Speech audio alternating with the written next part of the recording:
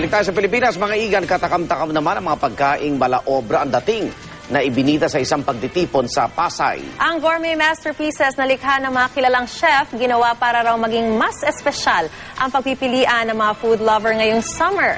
Saksi si Lala Roque. Kahilig sa pagkain ng mga Pilipino, binigyan ng kakaibang gimmick ng ilang mga chef lalo na ngayong summer. Ang tema, gourmet masterpieces o mga pagkaing malaobra ang dating.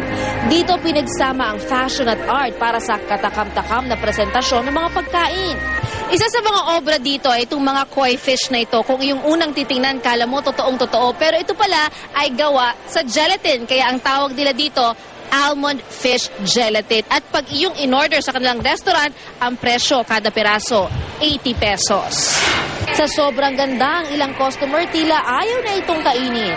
Lagi, pagka sinaserve namin to, nauuna yung picture taking, tapos iniisa-isa nila yan. Pero alam nyo bang hindi lang ito ginawa para hangaan, kundi meron ding sinisimbolo? Ang fish sa Chinese is a representation of prosperity. And paborito namin mga Chinese yan. And then, at the same time, yung almond gelatin, talagang part na ng Chinese laureate yan.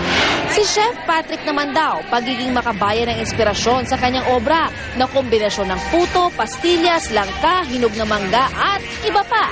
Since medyo summer ang dating natin ngayon, naisip ko na magbigay ng mga Filipino delicacies, which is, ang inspiration ko ay Philippine flag. So lahat ng Filipino delicacies, kasama siya sa buffet namin. Ayon sa organizer ng proyekto, ginawa nila ang konseptong ito para maiba at mas maging espesyal ang pagpipilian ng mga food lover ngayong summer. Very affordable siya. It ranges from 200 to 400 depending on the restaurant and yung kung anong klase. So meron kaming mga Asian, meron mga Japanese, meron din Filipino, may Greek. Sulit naman para sa ilan dahil dito busog na raw ang mata, busog pa ang inyong tiyan. So far, I've tasted the jelly, that's great. I'd probably look around and see if anyone's tasting muna. Pero yeah, What do you think about it's nice presentation for one.